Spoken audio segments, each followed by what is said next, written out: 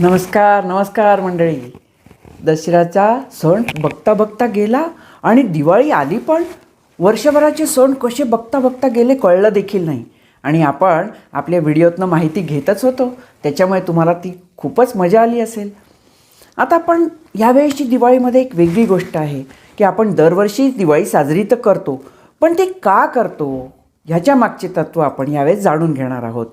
खूप कारणं आहेत जी आपल्याला माहीत नाही, पण तुम्हाला ऐकायला खूप मज्जा येईल.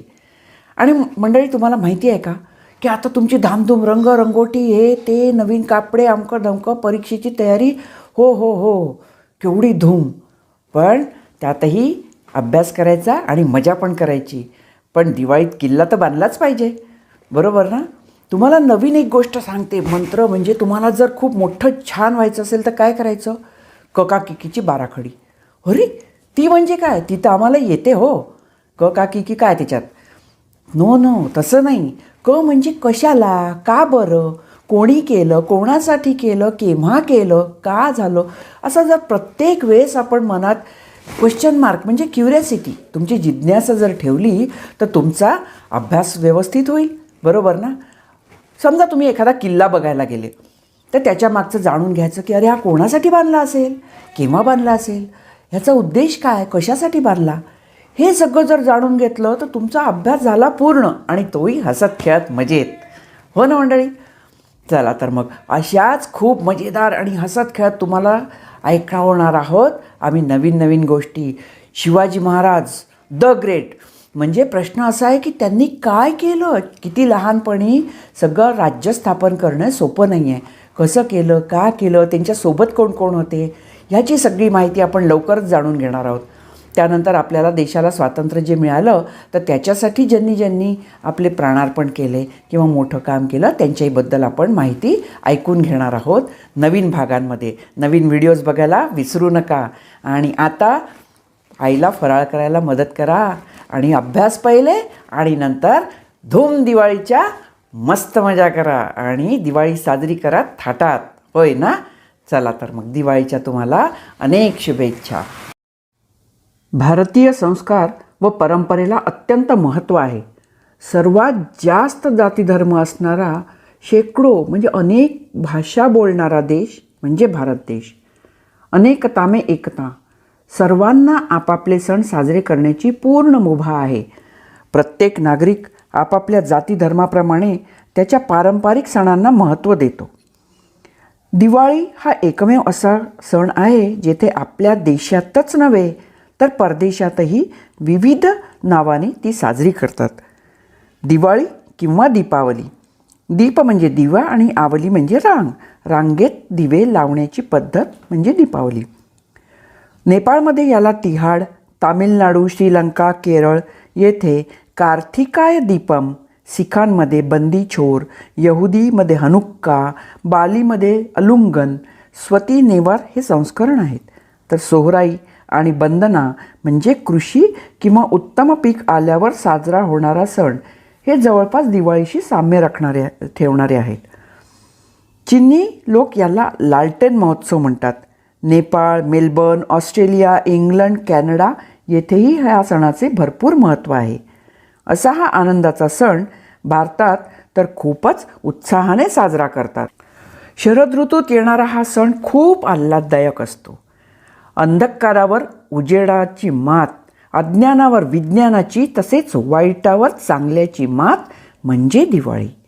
वर्षानुवर्षे आपण हा सण मोठ्या उत्साहात आनंदात साजरा करतो. पण तो का करावा, तो साजरा करण्यामागील अनेक कारणे आहेत. ती कारणे आपण आज समजून घेऊया. पहिले म्हणजे आता खरीपाचं नवीन पीक डोलत असतं. शेतकरी अतिशय खुश असतात. आपला शेती हाच मुख्य व्यवसाय, बरोबर ना. त्यामुळे कृषीप्रधान संस्कृतीत याला सोन्याचं पीक म्हणतात. वर्षभर केलेल्या मेहनतीमुळे पैसा हाताशी असतो. उत्तम पिकं आल्याच्या समाधानात लक्ष्मीचे धन्यवाद देणे आलेच, होय ना. भागवत आणि विष्णू पुराणात सांगितल्याप्रमाणे अमृताच्या प्राप्तीसाठी देव आणि दानवांमध्ये समुद्रमंथन झाले. त्यातून अनेक रत्नांची निर्मिती तर झालीच, पण त्याबरोबर लक्ष्मी पण प्रगट झाली. लक्ष्मीचा जन्मदिवस म्हणून हा आनंदोत्सव साजरा करतात. बळी हा राक्षस अतिशय उन्मत्त झालेला, मला कोणीच मारू शकत नाही, मला कोणी हरवू शकत नाही, मी सगळ्यात ताकदवान आहे असं म्हणून नरकासूर उन्मत्त झाला होता. तो सर्व देवतांना अतिशय त्रास देत होता. आणि त्यांनी एवढंच नाही तर संत, ऋषी, मुनी, महात्मे यांनासुद्धा त्रास द्यायला सुरुवात केली होती. स्त्रियांना फार वाईट वागणूक देत होता. जवळपास 16,000 स्त्रिया त्यांच्या बंदिवासात होत्या. सत्यभामाच्या मदतीने श्रीकृष्णाने त्या बंदिस्त स्त्रियांना मुक्त केले. तो हा दिवस. नंतरच्या युगात 12 वर्षाचा वनवास आणि 1 वर्षाचा अज्ञातवास पूर्ण करून अनेक पराक्रम गाजवून पांडव हस्तिनापुरास आले. महाभारतातील कौरव पांडव सर्वांना माहीत आहेत ना. ते पांडव. तो हा दिवस म्हणजे कार्तिक अमावस्या. त्यांच्या स्वागताप्रित्यर्थ जनतेने अतिशय जल्लोष केला. सगळ्या दूर उत्साहाचे वातावरण. तो दिवस म्हणजे दिवाळी. नंतरच्या युगात रामाने रावणाला युद्धात हरवले. प्रचंड पराक्रम गाजवून रावणही लढत होता. दसऱ्याला आपण नुकतंच रावणाचं दहन केलं. ते झाल्यावर श्रीराम, लक्ष्मण, सीतेसह अयोध्येला परत आले. आपल्या लाडक्या राजाला 14 वर्षाच्या वनवासानंतर परतताना बघून प्रत्येक नागरिकाच्या आनंदाला उधाण आले होते. त्याच्या स्वागतासाठी काय करू आणि काय नको असे त्यांना झाले होते. सडा, रांगोळ्या, तोरणं, आतिषबाजी, दिव्यांची रोषणाई, अनेक ठिकाणी मिठाया वाटल्या गेल्या. असा हा अत्यंत आनंदाचा क्षण तेव्हापासून दिवाळी म्हणून साजरा होऊ लागला. ख्रिस्तपूर्व 56 म्हणजेच 56 BC मध्ये अत्यंत शूर, पराक्रमी, नीतिवान आणि न्यायदानात ख्याती असलेला राजा विक्रमादित्य याचा राज्याभिषेक याच दिवशी झाला होता. वर्धमान महावीर यांना ज्ञान प्राप्त झाले. ते जैनांचे 24वे तीर्थकर म्हणून पूजल्या जातात. त्यांना केवल ज्ञान प्राप्त झाले म्हणून त्यांना केवलीन असेही म्हणतात. अश्विन वद्य अमावस्येला पावापुरी येथे त्यांचे निर्वाण झाले. तो दिवस पवित्र मानतात म्हणून दिवाळी. सिखांचे 6वे गुरु गोविंद सिंग मुघल बादशाह जहांगीराच्या कैदेतून सुटून आले आणि अमृतसर येथील सुप्रसिद्ध सुवर्ण मंदिराची पायाभरणी देखील याच दिवशी झाली. म्हणून सिखांसाठी पण हा दिवस अत्यंत पवित्र आणि महत्त्वाचा आहे. स्वामी दयानंद सरस्वती यांच्या उद्बोधनातून 1875 साली आर्य समाजाची स्थापना झाली. व्यावसायिक वही खात्याची सुरुवात याच दिवशी करतात. नवीन वर्ष म्हणून ते या दिवसाला मानतात. अशा एक ना अनेक वैविध्यतेने सजलेला हा सण सुरू होतो तो वसुबारस म्हणजेच गोवत्स द्वादशीपासून. प्रत्येक सजीवात देवत्वाचा अंश आहे या भावनेतूनच आपण प्राण्यांकडेही बघतो. गाय तर आपली माताच ना, म्हणून गाय वासराची पूजा करून तिला नैवेद्य पण दाखवतात. धनत्रयोदशी यालाच धन्वंतरी जयंती पण म्हणतात. धन्वंतरी हे देवी देवतांचे वैद्य, आयुर्वेदांची देवता. सुदृढ आरोग्य लाभावे यासाठी त्यांचे स्मरण करण्यात येते. याच दिवशी यमाला दीपदान देखील करतात. आकस्मिक मृत्यूचे भय दूर करण्यासाठी यमपूजन करतात म्हणून हिला यमदीपावली असे पण म्हणतात. पूर्वीपासूनच शरीराच्या सुदृढतेला, निरोगी राहण्याला अतिशय महत्त्व देण्यात आलेले आहे. नरक चतुर्दशी यालाच छोटी दिवाळी पण म्हणतात. याला नरकासुराचा वध झाला म्हणून. उन्मत्त नरकासुराच्या तावडीतून श्रीकृष्णाने 16,000 संत स्त्रियांची मुक्ती केली. नरकासुरापासून मुक्ती मिळाली आणि आपले शुद्धीकरण व्हावे म्हणून त्याने श्रीकृष्णांना देखील आंघोळ घातली. तसेच प्रातस्नान, तेल, उटणे लावून स्वतः शुचिर्भूत झाल्या. म्हणून या दिवशी तेल, उटणे लावायची आणि सूर्योदयापूर्वी आंघोळ करायची प्रथा सुरू झाली असावी. महत्त्वाचा दिवस म्हणजे लक्ष्मीपूजन. भारतात देव केवळ पुरुष स्वरूपातच नाहीत तर स्त्री स्वरूपातही ते तेवढेच शक्तिशाली, दुष्टांचा नाश करणारे, धनधान्य, आरोग्य देणारे आहेत आणि सर्वांना सुखी आणि समृद्ध करणारी दिव्य शक्ती म्हणजे लक्ष्मीचे रूप. ती आपल्या मनाला, जीवनाला विकसित करते, समर्थ करते. सत्य, तप, पराक्रम, मेहनत व धर्माचे संवर्धन होते तेथे लक्ष्मी नेहमीच वास करते. माता लक्ष्मी आणि कुबेराची पूजा करतात. या दिवशी त्या देवता प्रसन्न राहो म्हणून त्यांना नमन करतात. पू म्हणजे पूर्णतः, ज्या म्हणजे जन्माला आलेली, पूर्णतेकडून पूर्ततेकडे नेते ती म्हणजे पूजा. पूजेमुळे सकारात्मक वाढणाऱ्या सूक्ष्म लहरी निर्माण होतात. दारातील रांगोळी, पारंपरिक चिन्हे, सुगंधित फुले आपला उत्साह खूपच वाढवतात. होय ना? बंगाल, उडिसा, आसाममध्ये कमलात्मिका जयंतीला कालीमातेची पूजा मोठ्या भक्तिभावाने करतात. वाराणसी येथे अतिशय भव्य आतिषबाजी असते. गंगा आरतीचे पावित्र्य आणि तेथील दीपोत्सव तर डोळे दिपवणारा असतो.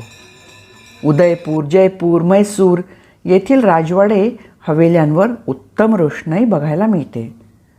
राम जन्मभूमी अयोध्या ही तर नववधूप्रमाणे सजवण्यात येते.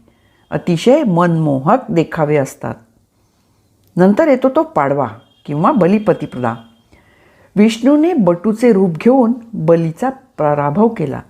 बली हा असुर होता आणि बळी म्हणजे बलराम, यात गल्लत होऊ देऊ नये.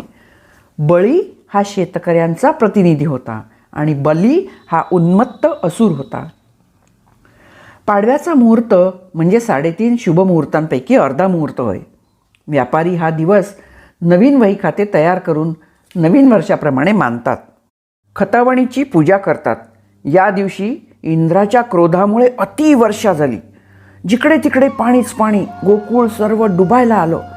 त्यापासून बचाव करण्यासाठी श्रीकृष्णाने गोवर्धन पर्वत उचलला होता, तोही एका करंगळीवर. सर्व गावकऱ्यांनी लाठ्या काठ्यांनी आधार दिला. सर्वांनी त्या पर्वताखाली आसरा घेतला. पशु, प्राणी, जनावरे, माणसे सर्वांना जीवदान मिळाले. म्हणजेच एकी असल्यास कितीही कठीण काम सोपे होते. गोकुल, वृंदावन या साईडला उत्तमोत्तम मिठाया, पक्वान्नांचा पहाड करून मंदिरांमध्ये प्रसाद म्हणून वाटतात. 56 भोग किंवा 108 प्रकारचे पदार्थ पण बनवतात. या प्रसादाला अन्नकूट असे म्हणतात. समाजातील गरीब श्रीमंत सर्वांना एकत्र बांधणारा हा दिवस. भाऊबीज किंवा यमद्वितीया, भाऊ बहिणीमधील प्रेमभावना सुदृढ आणि वृद्धिंगत करणारा हा दिवस. फक्त देण्याघेण्यानेच प्रेम व्यक्त होते असं नाही, तर मनात विश्वास आणि आपुलकी असणं महत्त्वाचं. तर मंडळी, पारंपरिक दिवाळी आपणास माहीतच आहे. लहानपणापासून तुम्ही सर्व गोष्टींचा आनंद घेतच आहात. नवीन विचारांना आपण काही गोष्टी काय ठरवायच्या ते बघूया. पणत्या, दिवे, ग्रीटिंग कार्ड्स किंवा आपले आवडते आकाशकंदील, हे काही संस्था ज्या अनाथाश्रम किंवा वृद्धाश्रमाला मदत करतात त्यांच्याचकडनं विकत घ्याव्या. किंवा तुम्ही स्वतः घरी तयार पण करू शकता ना. खूप मज्जा येईल, करून तर बघा. आणि दिवाळी म्हटलं की किल्ला आलाच. पाणी, माती, अरे इन्फेक्शन, काही काळजी करू नका. मस्तपैकी किल्ला बनवा, पण त्या किल्ल्याची माहिती जरूर मिळवा. महाराष्ट्रात असंख्य प्रकारचे किल्ले आहेत. त्यांचे निरनिराळे प्रकार आहेत. खरं तर महाराष्ट्र म्हणजे किल्ल्यांचे एक संग्रहालयाचं आहे म्हणा ना. तुम्ही सुद्धा जो किल्ला तयार करणार असाल त्याचा पूर्ण अभ्यास करा. त्याच्या मागील महत्त्वाच्या गोष्टी जाणून घ्या आणि सर्व मावळे मिळून धूमधडाक्यात दिवाळी साजरी करा. धनतेरस म्हणजे धन चांगल्या मार्गाने कमवा, बचत करा. धनाची योग्य ती गुंतवणूक करण्याच्या पद्धती शिकून घ्या, तरच खरी नवीन सुरुवात होईल. होय ना? नरक चतुर्दशी म्हणजे वाईट व्यक्तींची, व्यसनांची साथ करू नका. अनेक दिसणाऱ्या प्रलोभनांना, जाहिरातींना बळी पडू नका. धैर्य, हिम्मत, मेहनत, एकीचे बळ आणि सन्मार्ग जोपासा, तर तुमच्या आयुष्यातील कोणत्याही संकटाचा पर्वत तुम्हाला गोवर्धनाप्रमाणे नक्कीच उचलता येईल. चला तर मग सगळ्यांनी मिळून फराळाच्या तयारीला लागा आणि आनंदात दिवाळी साजरी करा. धूमधडाक्यात. हॅपी दिवाळी.